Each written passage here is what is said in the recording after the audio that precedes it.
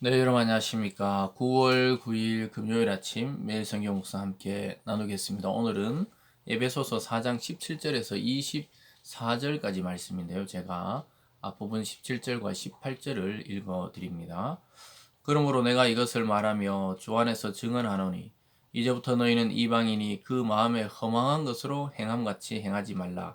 그들의 총명이 어두워지고 그들 가운데 있는 무지함과 그들의 마음이 굳어짐으로 말미암아 하나님의 생명에서 떠나 있도다. 아멘. 마지막 구절 24절을 한 번 더 읽습니다. 하나님을 따라 의와 진리의 거룩함으로 지으심을 받은 새 사람을 입으라. 아멘. 오늘 본문의 내용을 중심으로 옛 사람을 벗고 새 사람을 입으라. 옛 사람을 벗고 새 사람을 입으라 라는 제목으로 말씀을 증가하겠습니다.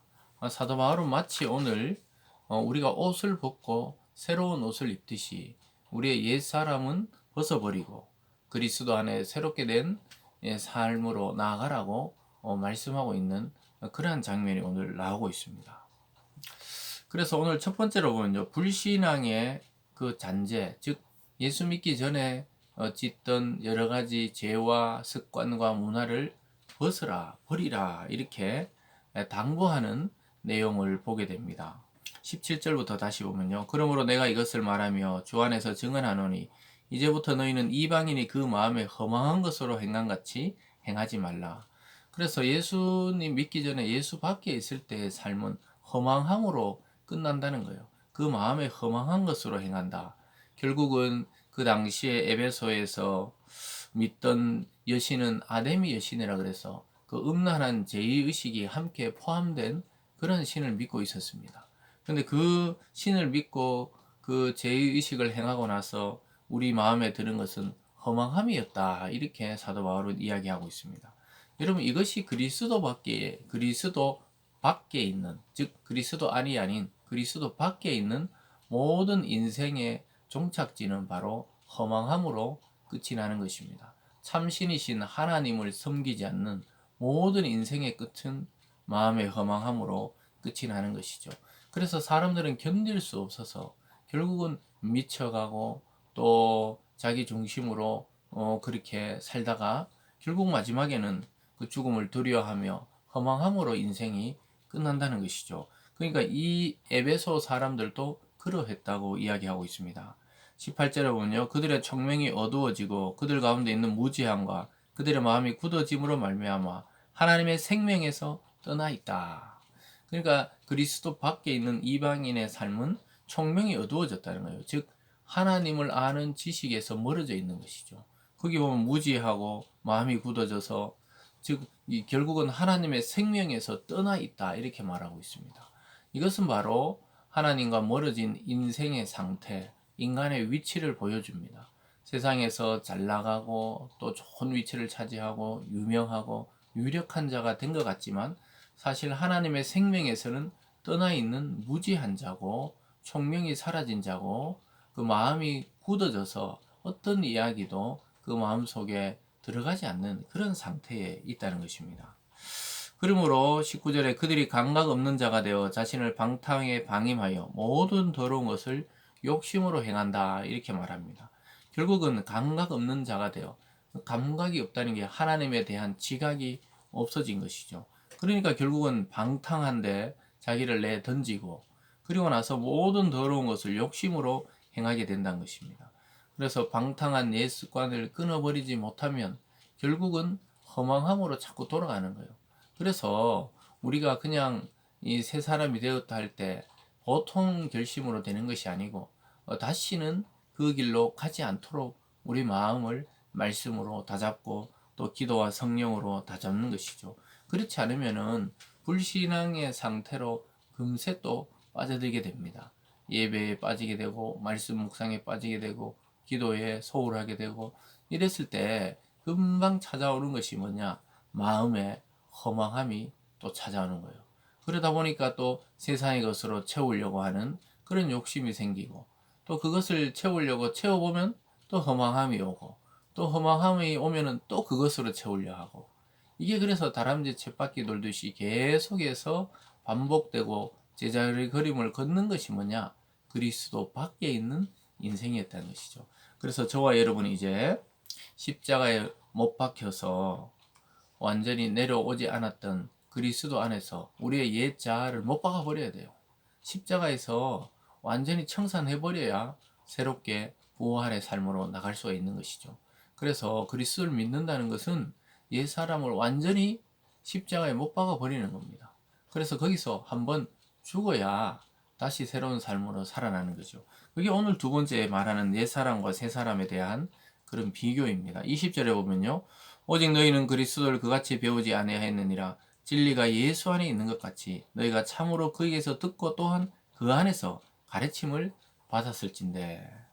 그러니까 그리스도를 그같이 배우지 아니하였다는 거예요. 앞에서 말한 그 이방인의 삶의 그 반복적인 허무함과 죄악, 그것을 떠났다 이 말이죠. 그렇게 배우지 아니하였느니라. 진리가 예수 안에 있는 같이 너희가 참으로 그에게서 듣고 또한 그 안에서 가르침을 받을진데, 이렇게 말하죠. 진리는 누구 안에 있다고요? 예수 그리스도 안에 있다는 겁니다. 저와 여러분이 만들어낼 수 있는 것은 진리가 아니라는 것이죠.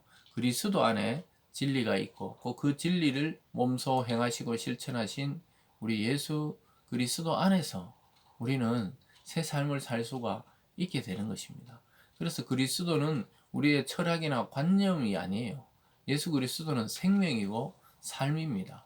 그분이 인간이 되셔서 우리의 모든 아픔과 슬픔과 또 기쁨과 즐거움, 이런 모든 것을 체휼하시고 몸소 우리 죄를 대신해 십자가를 지신 것은 행하심이죠. 사랑의 실천이고 행함이지 관념이나 지식이나 철학이 아니었다는 거예요. 그래서 우리가 그에게서 듣고 가르침을 받았다고 할 때 우리는, 그래서 우리의 최종 목표는 결국 그리스도가 되어야 되는 겁니다. 예수님이 되어야 우리 인생이 허망하지 않아요. 다른 모든 관계로는 허망합니다. 예? 어떤 사람을 의지하는 것, 어떤 사람을 좋아하는 것, 어떤 사람과 또는 뭐 어떤 인생의 목표를 그리는 것, 이 실제적으로 보면은 그리지 못해요. 그리스도 안에서 만약에 그런 만남과 교제와 그러한 이 삶이 된다면 그것은 합당하고 그것은 지속성이 있을 수 있지만, 그리스도 밖에서 맺어지는 모든 관계들은 결국은 이 지속적이지 못하고 영원하지 못하고 우리 인생에 씁쓸함과 외로움과 고독만 남길 뿐이죠. 그런데 그리스도 안에서의 만남은 그렇지 않다는 것을 이야기하고 있습니다. 그러면서 바울은 이렇게 말합니다. 그 에베소 교인들을 다시 한번 경성시키고 또 정신을 차릴 수 있도록 이렇게 말해요. 22절에 너희는 유혹의 욕심을 따라 썩어져가는 구습을 따르는 옛사람을 벗어버리고, 이렇게 말합니다. 여기 보면 유혹의 욕심을 따라 썩어져가는 구습을 따른다. 결국 인간은 유혹의 욕심을 따르는 거예요. 그러니까 이것만 가지면은 정말 고상해질 것 같고 아름다울 것 같고 만족스러울 것 같은, 그것이 바로 유혹이죠. 유혹의 욕심. 여러분, 유혹이란 말 자체가 이미 이 어두움을 깔고 있는 것이죠. 하나님은 유혹하시는 분이 아니시죠. 그러나 세상의 모든 좋은 것은 인간의 이 마음을 훔쳐가고 영혼을 훔쳐가고 우리 인생을 망가뜨리려고 유혹하고 있습니다. 이것은 바로 결국 이 세상의 이 공중권세 잡은 자 사탄이 모든 문화와 또 이 생활과 또 이것이 무슨 사회적인 분위기와 이런 것처럼 몰아가는 것이죠. 그래서 얼마나 많은 사람들이 예를 들어서 아파트에 또는 좋은 차에 좋은 학교에 또 좋은 직장에 얼마나 목을 맵니까? 그 결국은 유혹의 욕심을 따라 썩어져가는 구습을 따르는 거죠. 그러니까 구습이란 게 예수 믿기 전에 그러한 삶으로 다시 나가려고 하는 그런 자들에 대해서 지금 책망하고 있는 것이죠. 그러면서 옛사람 벗어버리라는 거예요. 우리가 옷이 더러우면 이 세탁기에 넣고 완전히 빨아서 새롭게 하든지, 너무 더러우면 버리고 새 옷을 사든지 이렇게 벗어버리라는 건데요. 여기서 단순히 옷을 벗는 정도에 대해서 말하는 게 아니죠. 실제로는 우리가 옛사람을 벗는다는 건 옛사람을 죽여버리라, 이런 의미가 있습니다. 여러분, 죽으면은 다시는 이 태어날 수가 없는 것처럼 그 옛사람을 죽여버려야 새 사람을 잊게 된다는 거예요. 그러니까 이 기독교에서 이 지금 성경에서 말하는 옷을 벗고 옷을 입고 이런 정도의 이 기준을 말하는 게 아니죠. 우리의 옛 생각과 사상과 세상의 유혹을 따르던 그 욕심을 십자가에 못 박아 버리라는 겁니다.